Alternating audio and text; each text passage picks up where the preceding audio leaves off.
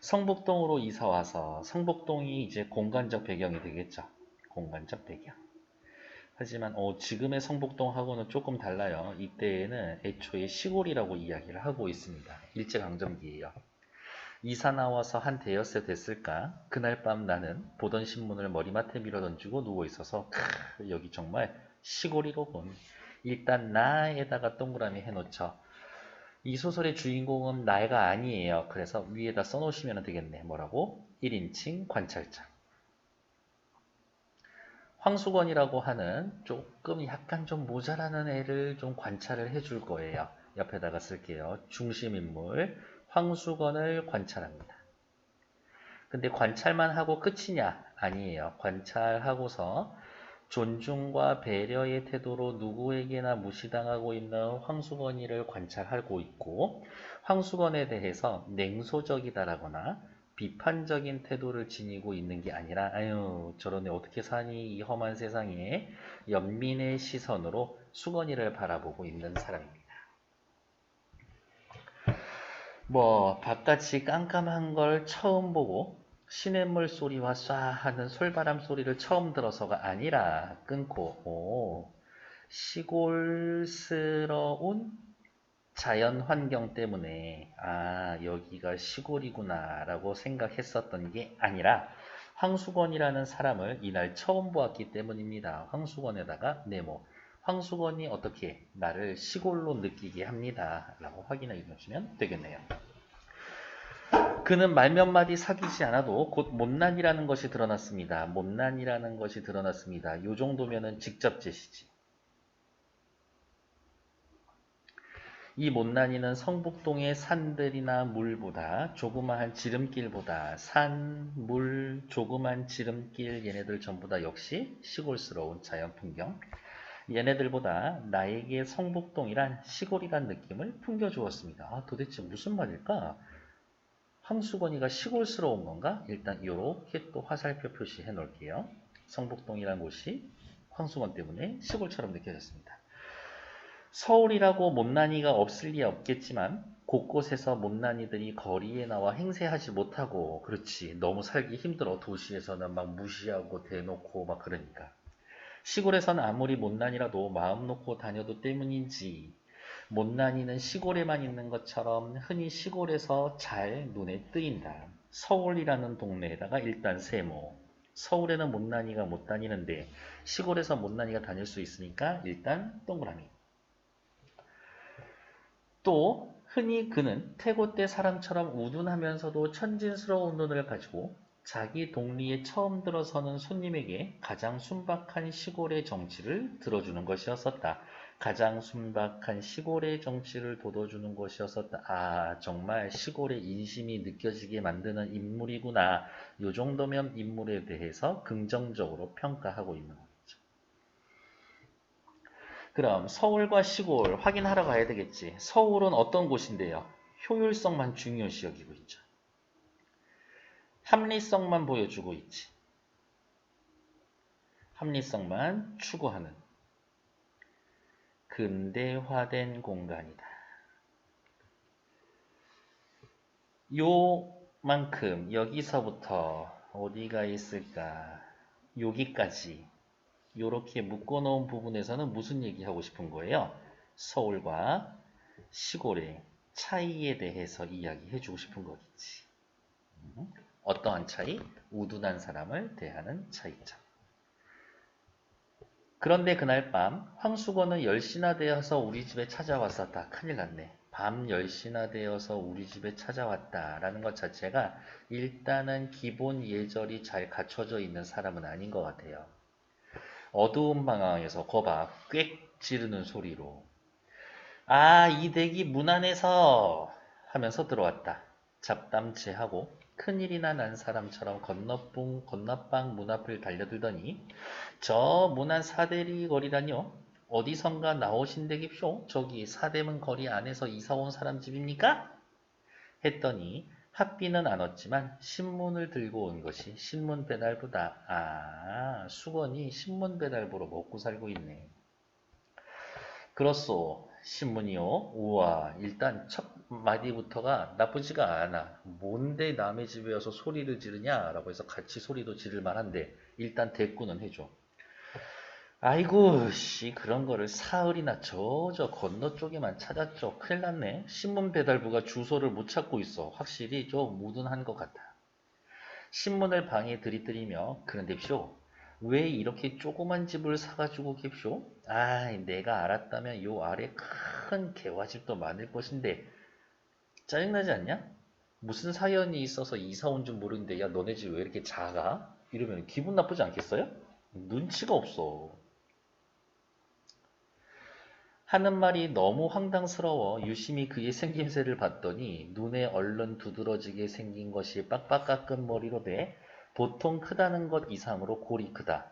그런데다 옆으로 보니 장구대가리다. 마치 이런 느낌? 옆으로 큰 빡빡머리에 눈은 또 엄청 순진하게 생겼어. 이렇게 좀 눈썹도 좀 쳐줘야 되겠나? 이런 식으로. 그 다음 뭐 그렇소. 아무튼 집 찾느라고 수고했소. 라면서 어떻게 이 인물의 성격이 그렇게 모나거나 모질거나 그렇지는 않구나. 하니 그 큰 눈과 큰 입이 일시 희죽거리며 입도 엄청 커. 아이 뭘 입쇼. 이게 제 업인데쇼. 바보라고 얼마나 무시당하고 살았을까? 그런데도 이렇게 얘기 잘 대해주니까 고마웠겠지. 나더러 물러서지 않고 목을 길게 빼서 방안을 살핀다. 남의 집 왜 봐, 예의 없게. 그런데 묻지도 않더니 저는 입쇼 이 동네 사는 황수건이라고 합니다. 라면서 자기 소개를 하고 있죠. 어떻게 굉장히 말하는 거 좋아하는 성격인 것 같아. 아, 여기 제가 이렇게 그림을 그릴 수 있었던 이유는 눈에 얼른 보이는 것이 빡빡머리대 골이 크고 이렇게 하면서 인물에 대한 외양 묘사가 들어가 있습니다. 라고 확인해 놓으면 될 것 같아요. 저는 황수건이라고 합니다. 인사를 붙인다. 나도 깍듯하게 내 이름을 대었다. 이 아저씨 성격 어때요? 상대방이 무례함에도 불구하고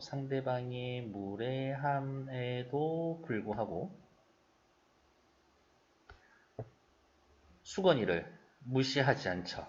아주 격식을 잘 차려주어서. 착해. 대겐 개가 없구만입쇼. 아직 없어. 에이, 개 그까짓 거 두지 마십시오. 왜 그렇소? 물었더니 그는 말이 신문 보는 집엔요 개를 두지 말아야 합니다. 라면서 이거 누구를 위해서 개를 두지 말라고 이야기를 한 거야? 신문 배달하는 자신을 위해서 남한테 개를 길러라 말라 라고 이야기를 하고 있지. 요거 재밌는 말인데 하고서 나는 일단 기본적으로는 인물에 대해 호기심으로 시작하고 있는 것 같아요. 호기심.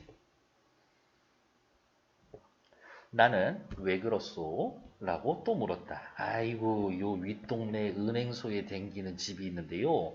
망하지만한 개가 있는데쇼. 아유 신문을 배달할 수가 없습니다. 개를 기르지 말라고 하는 이유는 어떻게 지극히 개인적인 이유지. 왜? 막 깨물려고 덤비는 걸쇼. 말 같지 않아서 나는 웃기만 하니 그는 더욱 신을 낸다.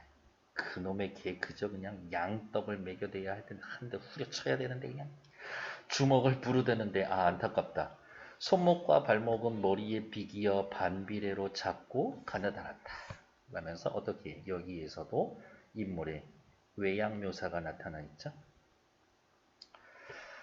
원래 학교에서 급사로 그냥 자질구레한 일 해주면서 일을 하고 있었거든. 근데 학교에서 저기 장학사 같은 사람이 왔는데 사고 쳐가지고 학교에서 잘려. 그래서 삼산학교에 다시 들어가기만 기다리고 있어. 그는 아이고 돈만 있으면 누가 그까짓 거 그냥 고용인 노릇을 합니까? 미천만 있으면 삼산학교 앞에 가서 버젓이 장사할 때 장사하고 싶어 하나 봐요. 무슨 장사인데? 아이고 방학 될 때까지 참외 장사도 하고 가을에는 곰밤 장사, 외떡 장사, 습자지, 도화지 장사 막 합죠. 라면서 딱히 장사할 거예요 라고 이야기하지만 구체적인 계획은 없어.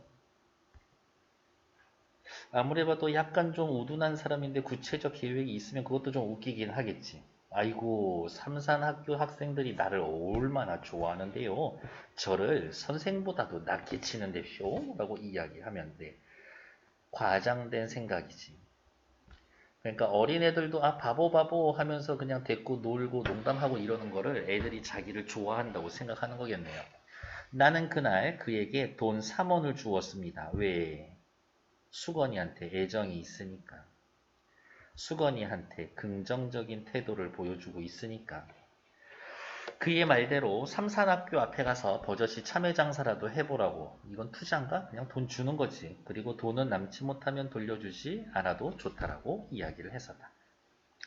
그는 3원에 덩실덩실 춤을 추다시피 나갔습니다. 오, 이 돈이 얼만큼인지는 모르겠지만 아무튼 그렇게 큰 돈은 아닐 것 같은데 확실히 순박하고 꾸밈이 없어.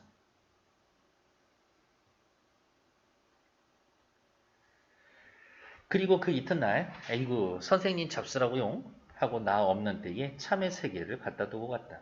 그리고 온 여름 동안 그는 우리 집에 얼른하지 않았다. 아, 왜? 실패했죠.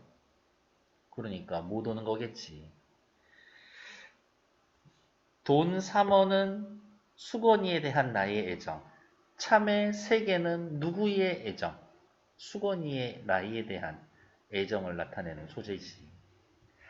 들으니 참외 장사를 해보긴 했는데 들으니라고 하면서 다른 사람에게 이야기를 들은 거죠. 여기에서부터 일단 여기까지 미리 묶어놔 놓읍시다.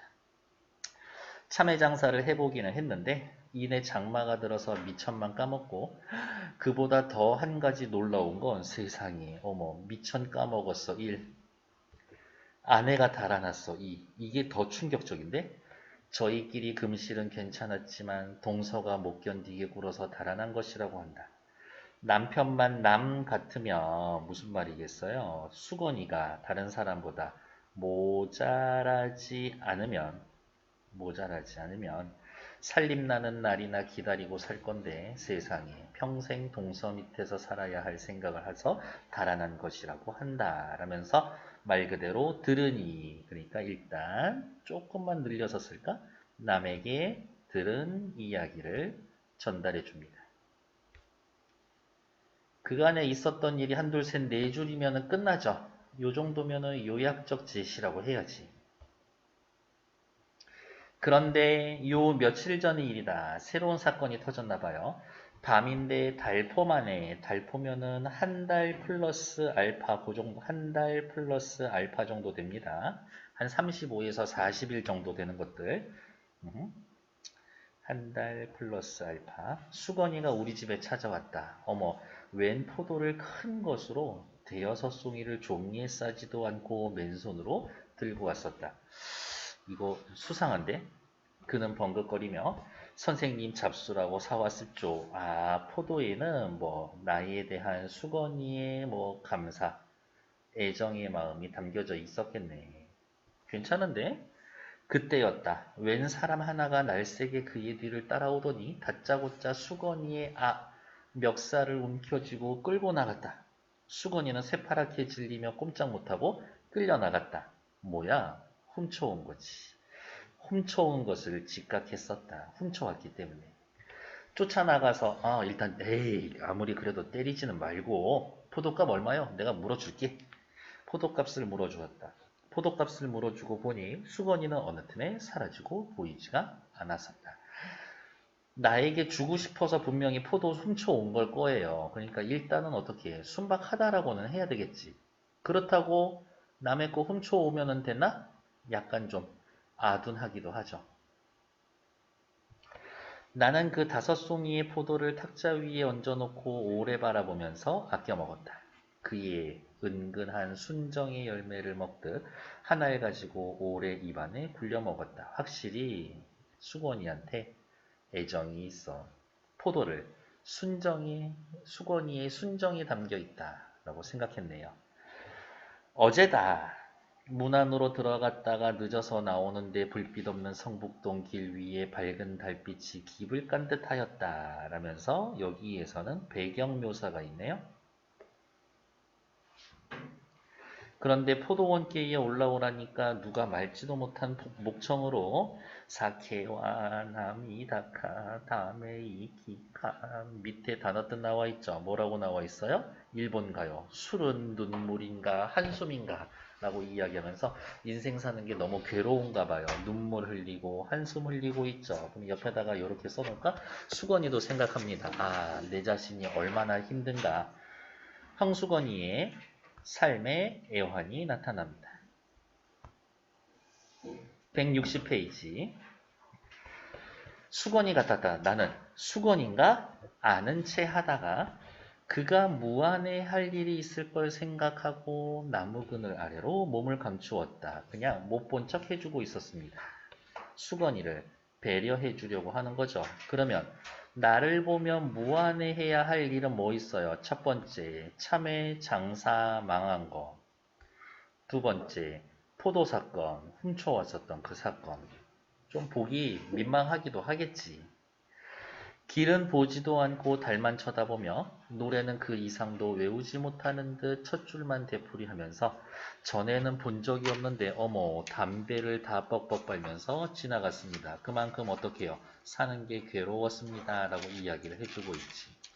달밤도 그에겐 유감인 듯하였다. 요러고서 실제로 소설이 끝납니다. 달밤이 비춰주고 있죠. 수건이를 비춰주고 있네요. 일단 느낌 자체는 서정적이야. 따뜻한 분위기를 형성해주고 있죠. 그런데 이렇게 분위기가 따뜻하고 서정적일수록 어떻게 해요? 황수건이의 삶의 애환도 강조가 되겠지. 그래서 수건이의 애환도 강조될 거예요. 두드러질 겁니다. 그래서 마지막 부분에 보면서 아 수건이의 이런 장면을 보면 수건이 인생 너무 비극적이지 않아요? 그래서 비극적 수건이의 인생에 있어서의 비극성을 강조하는 것보다는 그래 그냥 우리 다 같이 수건이 좀 불쌍하게 생각해 주자 라면서 독자들로 하여금 수건이에 대한 연민을 유도하고 있습니다. 이 정도로 확인해 놓으면 될 것 같아요. 밑에 나와 있는 1, 2, 3번 시간 충분히 드릴게요. 3분 시작. 어렵지는 않아요. 기억이면 포도네요. 수건이가 나한테 갖다 준 거. 수건이의 어리석음. 훔쳐왔으니까. 나에 대한 수건이의 고마움. 그렇죠. 내가 뜻하지 않게 값을 치르는 것. 나쁘지 않은데 포도 사 먹으려고 해서 돈 준 거 아니잖아. 물어준 거잖아. 수건이에 대한 나의 호의적인 태도 나쁘지가 않아. 그러니까 물어줬지. 죄송해요.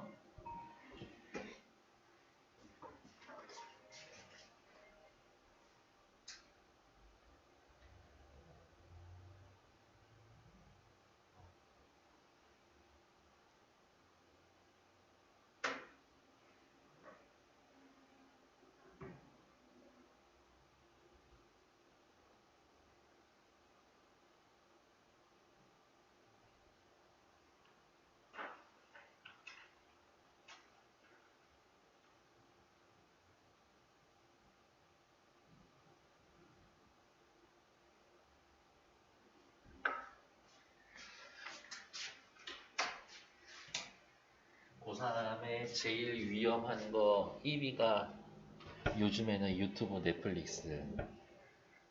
그렇죠. 그 다음에 제가 생각했을 때의 1위는 낮잠이에요. 네. 낮잠 습관들이면 되게 사람이 낮잠 자고 싶을 때 못 자면 막 날카로워지고 낮잠 잘 수 있다라고 생각을 하기 때문에 밤에 또 늦게 자고 이 악순환이 되거든요. 자, 또 시작해 볼게요. 이런 끊지도 않고 가고 있었네. 나와 수건 사이에 오해가 아니, 처음부터 나와 수건이는 딱히 오해가 있지 않았었는데. 답은 5번. 밑으로 내려올게요. 성북동, 이 소설의 공간적 배경이죠. 1. 나와 수건이의 대립이 고조가 된다. 아니요, 우리 둘이는 싸운 적이 없어요. 2번. 내가 수건이로 인해서 시골의 느낌을 강하게 느낀다. 그렇지. 야, 저렇게 모자라는 애가 대놓고 돌아다닐 수 있다니. 서울하고는 달라. 그래서 2번 정답. 내가 이사를 오면서 안면이 있던 수건이 아니요. 여기 성북동 와서 수건이 처음 봤죠. 바깥의 컴컴한이라는 말을 통해 나의 적대적 정서, 내가 누구 적대적 정서고 저거 다 부셔버릴 거야 그런 생각이 있나? 아니요, 없어요. 이 세상 이렇게 착한 사람이 없을 것 같아 나는. 못난이가 행세를 하지 못한다라는 점에서 일단 땡, 못난이가 대놓고 돌아다니는 것 자체니까. 대처와 다를 바 없다며 다를 바가 아니라 서울과 달라. 내가 비판적으로 인식하는 공간, 거기는 서울이지. 그래서 2번의 답은 2번. 3번 볼게요. 이태준의 달밤에서 수건이는 한마디로 못난 인물이다. 야무지지 못하고 기본 예절에 대한 인식이 부족할 때가 있다. 그러니까 밤 10시에 신문 배달하면서 너네 집은 왜 이렇게 작아요? 나를 위해서 개를 기르지 말라. 이러지. 우둔하여 삶의 문제를 해결하지 못하고 불우한 처지에 놓인다. 최고의 비극은 아내가 달아난 거죠. 하지만 그를 대하는 서술자의 행동에는 서술자 밑에다가 쓸까? 나라고 써놓읍시다. 존중과 배려가 있다. 나는 수건이 존중 배려해. 독자가 비판이나 냉소가 아닌 밑줄, 연민의 시선으로 수건이를 바라보고 있습니다. 존중과 배려하기 때문에 수건이를 불쌍하다라고 생각할 수가 있는 거겠지. 꼴배기 싫은 애들 불쌍하다고 생각해 본 적이 있어요? 안 되면 기분 좋지. 1번. 수건이가 처음 나에 방문하는 시간 10시. 인사 방식, 고래고래 소리 지르면서 기본 예절에 대한 인식이 부족하다. 그렇겠죠. 수건이의 우둔한 말에도 무시하지 않는다. 나는 수건이를 존중하고 있다. 괜찮아. 금실이 괜찮았던 아내마저 도망갔다. 이게 최고의 비극이지. 불우한 처지. 일본어로 노래를 부르는 수건이. 친일 의식이 강한 수건. 이거 외구야? 외놈이야? 아니지. 오히려 어떻게 일본어 노래를 부르지만 한 소절밖에 못 외우고 있구나. 아유, 저 들떨어진 것. 요 정도의 느낌을 주겠죠.